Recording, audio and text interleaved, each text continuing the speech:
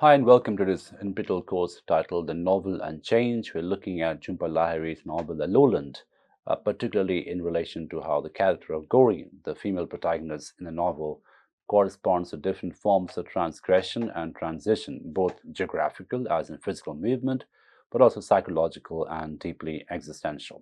So on your screen, we have a passage which tells us how Gauri's transition or movement from within America, from East Coast to West Coast, becomes a really important symbolic movement because it also becomes some kind of a symbolic movement away from motherhood, away from the stereotypical norms of femininity. So, and this should be on the screen. Interestingly, Gauri develops an equivocal outlook regarding the possibility of forming an enduring bond. So there is this commitment and anxiety that Gauri begins to develop in terms of her, past, in terms of her pain and loss of the past that she wants to move away from.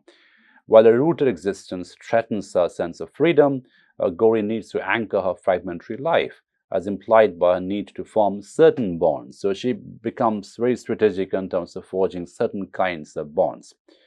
The result of this dilemma is the shaping of a fractured subjectivity, a very important phrase, a fractured subjectivity in terms of how the nomadic life that she leads, the nomadic existence that she enacts, produces a fractured sense of self, produces a fractured sense of subjectivity, not really totalizing, not really put together, but something metonymic and, of course, quite performative in quality. It's split by the need to feel attached and safely detached from life's circumstances.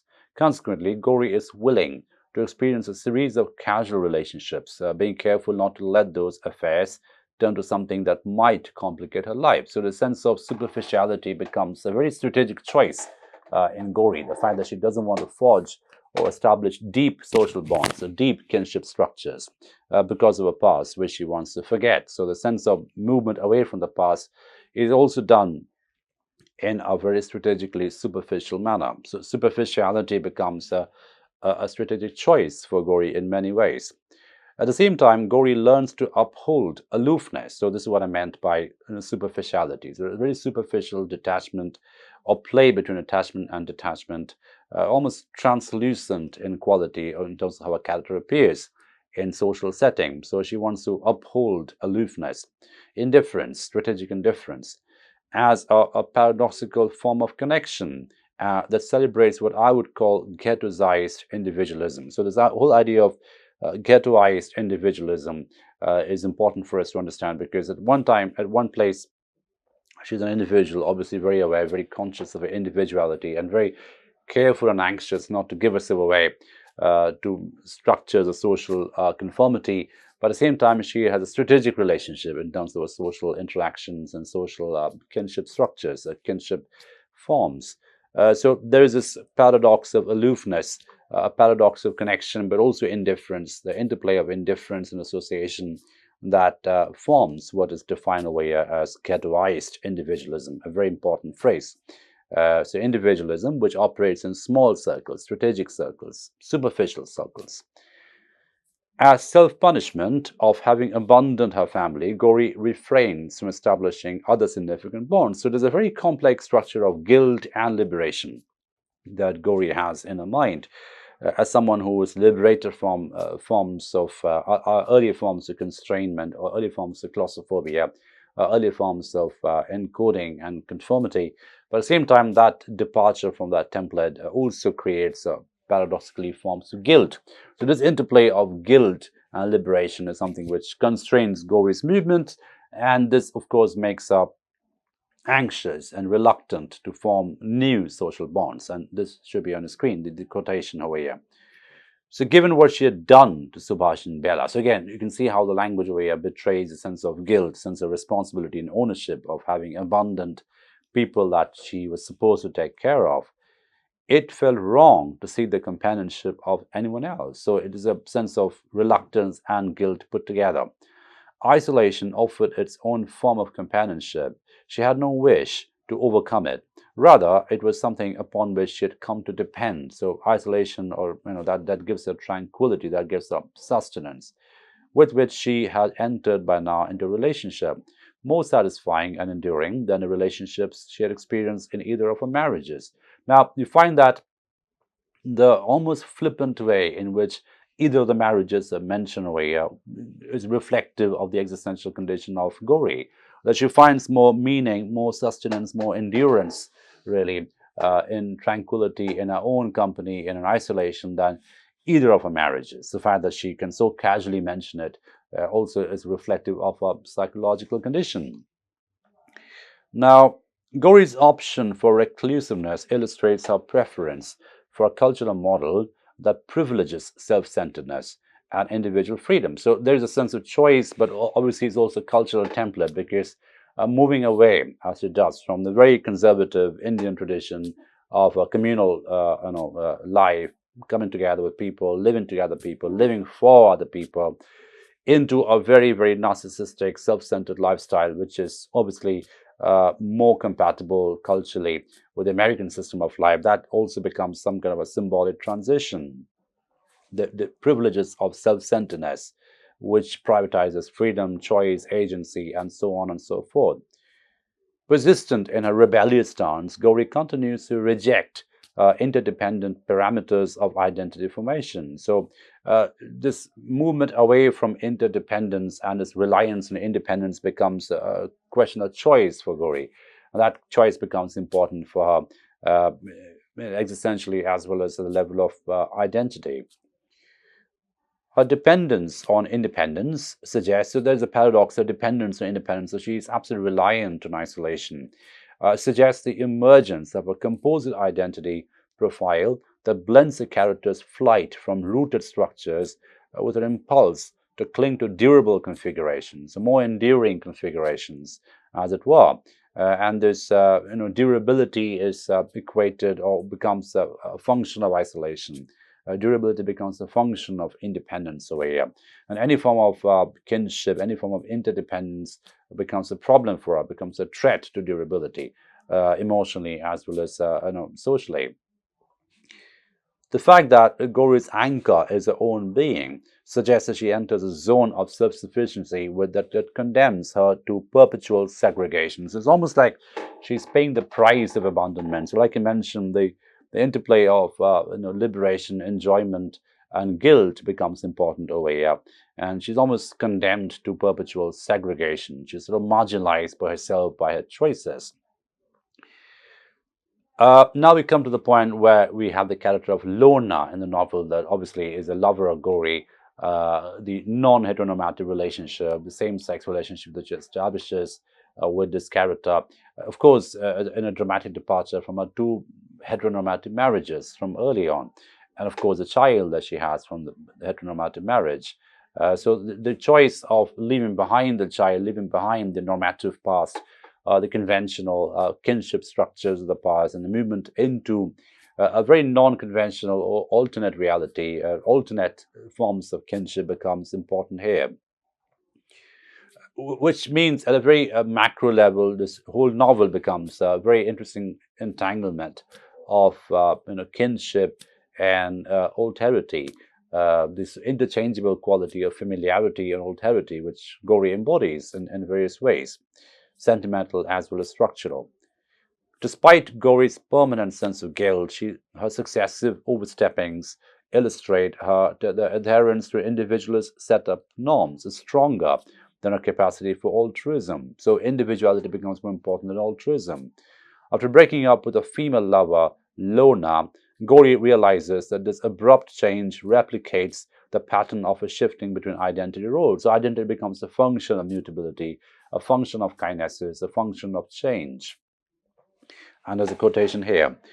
It was not unlike the way her role had changed at so many other points in the past, from wife to widow, from sister-in-law to wife. So again, look at the changeability of the different identity categories. From mother to childless woman. With the exception of losing Udayan, she had actively chosen to take this step. So Udayan's death was the only accident in her life, which is obviously some kind of a permanent mark. But everything else in her life has been a function of her choice, function of her volition. She had married Subhash, she had abandoned Bella, she had generated alternative versions of herself, she had insisted at brutal cost on these conversions, layering her life only to strip it bare, only to be alone in the end. So the choice of being alone, the choice of isolation, which is also one of alienation, is very, very organically connected to emancipation and liberation. So this is a novel where the borderlines between liberation and alienation are very, very blurry in many ways. So her reflections suggest that Gori's unconventional outlook involves a strong leaning for self-definition along autonomous lines. Her repeated acts of displacement represent transgressive stances against the limitations imposed by physical and cultural boundaries. So there's a sense of boundarylessness that she wants to achieve. Of course, what comes at a cost of the boundarylessness, sense of alienation, the fact that she's not defined by anything, defined by any territory, while emancipating her also alienates her, isolates her. The character's quest for self-rule seems the most important value that guides her nomadic existence. Moreover, the fact that she can control her trajectory of resettlement and transformation highlights Gori's feeling empowered by her ability to switch places and identity roles. So the switchability, almost synaptic quality of identity over here becomes important because it is interchangeable, interconnected, while also being disconnected, right? So there is a very interesting economy of identities that Gori inhabits while also producing those different forms. So as the above quotation reveals, Gori values the freedom to shape her life more than the consequences of her acts. This suggests that a cultural metamorphosis, which is a very important word over here, the change, almost existential, cosmetic, and spiritual change, privileges the norm of an autonomous self to the point of sacrificing everything in the quest for this ideal. So the norm over here becomes the self-driven autonomous subject, which can privatize its own happiness, its own their own value of being liberated above and beyond everything else, every other forms of kinship. So family, parental bonds, the bond of the child, the bond of the other forms of kinship becomes secondary to Gori as she chooses a life of identity formation through isolation, through acts of agency. Now, so just winding up the reading of the novel, it is important for us to see how the whole idea of transnationalism also becomes important, which is why we come to this point, how identity becomes a form of negotiation through transnational, transcultural functions. So Gori's reconnection with Kolkata is a result of an impulsive decision. So again, the sense of impulsive isolation, impulsive decision becomes an act of agency, sometimes an extreme act of agency with its abruptness and suddenness, triggered by an unplanned encounter with Bela, the first one since Gori's desertion. It's an almost accidental, unplanned reconnect with the child after the moment of, abandonment. Shocked by her daughter's utter rejection, Gori changes her plans to attending a conference in London, plunging into a more personal journey to India. So the fact that she gets rejected back by her daughter makes her, go differently in different parts. Canceling the conference in London, academic conference, and deciding instead to go to India to reconnect to Kolkata. Despite Gori's adoption of Western identity models, her decision to visit India foregrounds her understanding that the past is an undeniable coordinate of herself. Now, that's a very important point, which is worth dwelling upon a little bit, because we spend some time and energy talking about how Gori spends a lot of effort in trying to create an oblivion, create forgetfulness, apropos of the past. But what we see instead is how the past keeps haunting her, sometimes through the end's ghost, sometimes through the re-arrival of Bela, and sometimes by her own choice in the end to go back to Kolkata. So it all becomes a series of accidents and intentional acts through which the past keeps inserting itself. And we can never really be free from the past as much as we try, which is what the novel is telling us through the character of Bela, as well as all the social, cultural, political changes happening around the subject at any given point of time. Now, at the same time, Bela's firm repudiation is a voice of the past that refuses to acknowledge Gori's relevance. So the irrelevance of Gori is created from the focal point of Bela. So again, as I mentioned at some point earlier, there are different focal points and focal switches that take place in a novel, which is how the entire valency of plot, valency of morality, valency of character is constructed, reconstructed, and deconstructed. Now, perhaps Gauri's temporary reintegration into the setting of her youth represents an attempt to retrace her younger self. So the whole going back in time is also a recovery process to retrace a younger self and maybe bring it back and connect it to the present in a way that she wants it, without the guilt, without the trauma. However, her return to a highly transformed Lokale points to Gauri's inability to retrieve that part of herself that she has been ignoring. So it's a very transformed Kolkata, very transformed India that she returns to, and the spatio-temporal changes, of course, make it impossible for her to retrieve and just purely connect back her past with the present, because the different diachronic changes which have taken place at this window of time. Her feeling of non-existence illustrates the perceived dissolution of her identity. So again, it's very important what the dissolution, the fracturing away of the identity process, the identity coordinates, our inability to make sense of a fragmented self, which supports the interpretation of Gauri's transdifference. It's an important word, and with which we'll begin to wind up the reading of the novel, as it were. Transdifference. So difference as a function of change, difference as a function of transition, difference as a function of interconnection, an interconnection which is also an act of alienation. So it's a very deconstructive framework, as you can imagine, where isolation and integration are not necessarily ontological opposites, where differentiation and kinship may not be oppositional categories. So transdifference becomes a form of difference, which is also one of connectivity, which is also one of transition, which is also one of in some kind of a macro connect across different points of time. So, confronted with his feelings, Gauri contemplates suicide, realizing that this is the unstated goal of her travel back home. The purpose of her return was to take her leave. So, the final symbolic goodbye that she wants to say once she returns to her original place of birth, original place of growing up. Her intention to end her life suggests that her professional success has not erased her traumatic traces of her youth. So this is a almost Freudian spectrality that takes place over here in the novel. They return the repressed again and again to the classic Freudian traumatic repetition that never really lets go, really. And as much as she tries to let go and forego her past, forego and forget her past, it keeps consuming her different forms to the point of pushing her to take her own life. To use Brandt's words, immigration empowers her. There's a sense of empowering, but also disempowering, which is why you find in the novel, and this particular essay, empowerment is also from a disempowerment. Empowerment also comes at a cost of existential agency, almost an organic agency. So that play between innovation and enabling, that becomes a really important way to look at the novel. So interconnectedness between what innovates you, what enables you, and both can be happening simultaneously at any given point of time. In full adulthood, Gauri's personal crisis is triggered by the emptiness, husk of existence, the result of her unconventional choices.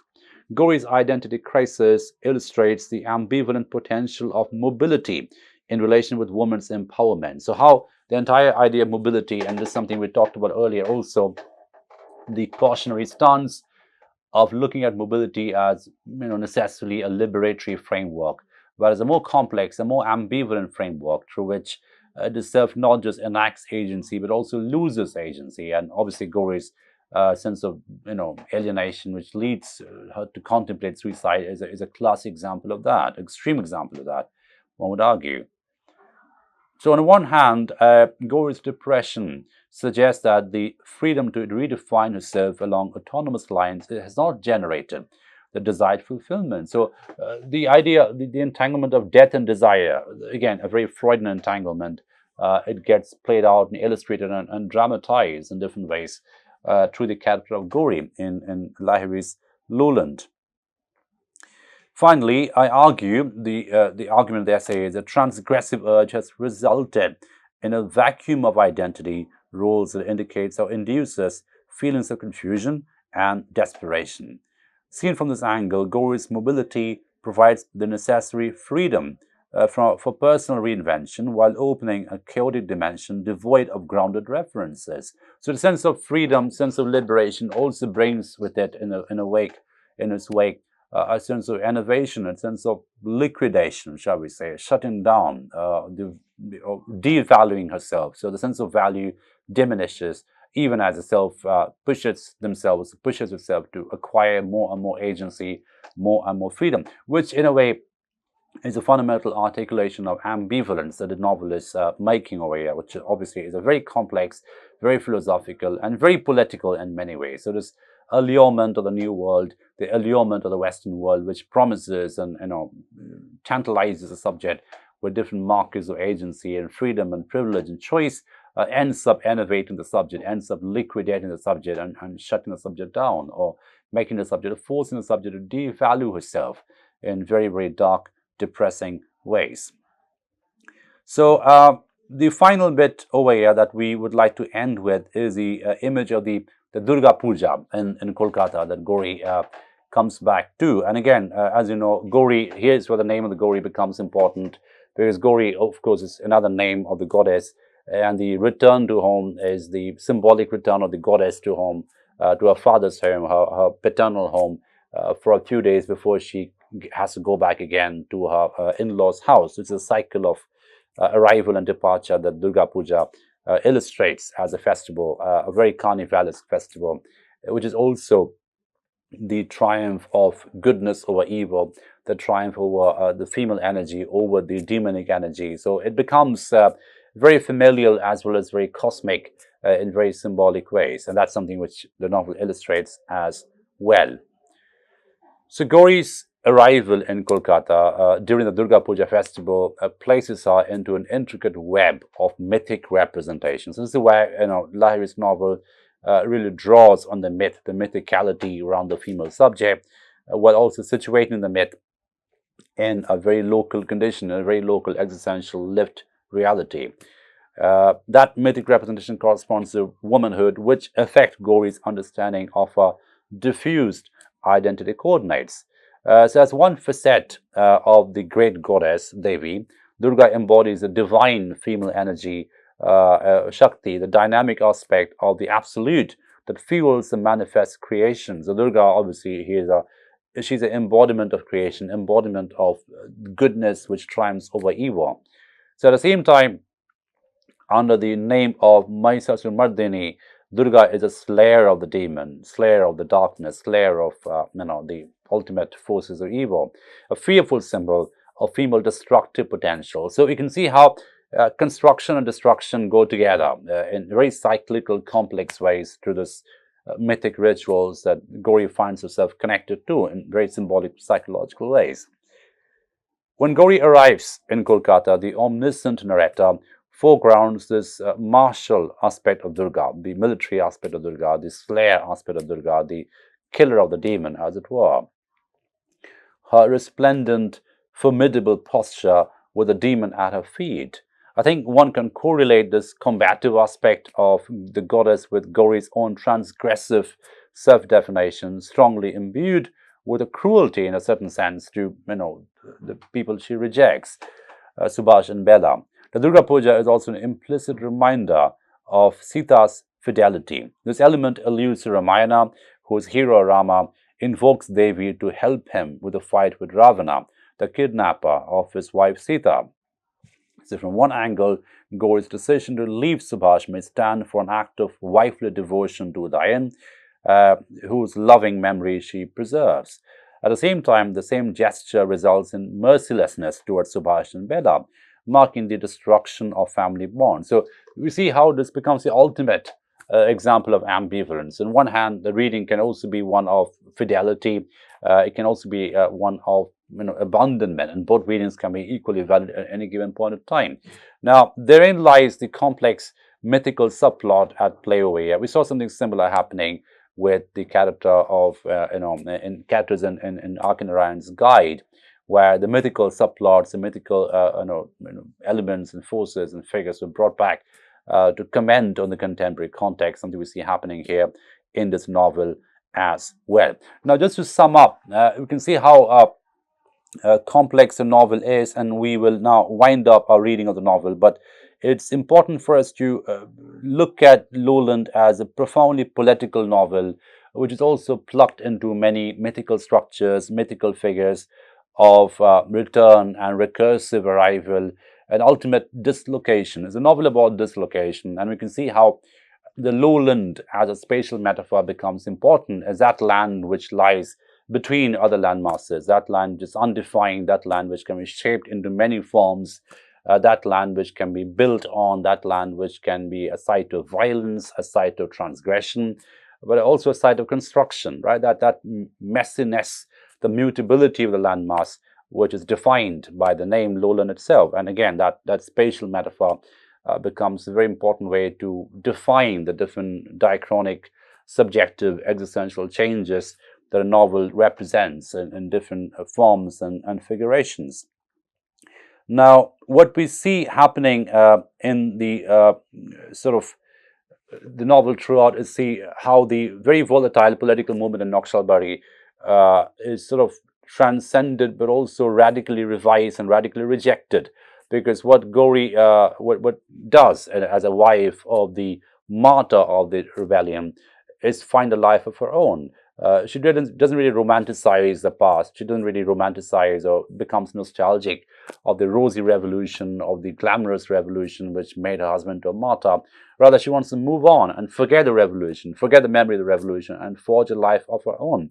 And the choice to forge her own identity without romanticizing the past becomes the really subversive character trait of this particular figure that Lahiri is presenting before us. But again, the craft of Lahiri's fiction is illustrated by the fact that she doesn't really become this figure of great liberation, the figure of a grand spectacle of female emancipation, but rather someone who's always trying to negotiate with different forms of agency markers, different forms of agency articulations, which tell us that how the difference between agency and agency-lessness, the difference between alienation and aspiration, the difference between embodiment and active embodiment as well as innovated self can sometimes be very, very blurred, which is what the novel illustrates in different ways. So this is what the essay ends with as well. So the last bit that we're going to read out, Gauri's transformation along a nomadic itinerary illustrates the nuanced relation between female mobility and the possibility of empowerment. But the possibility of empowerment also becomes one of precarity.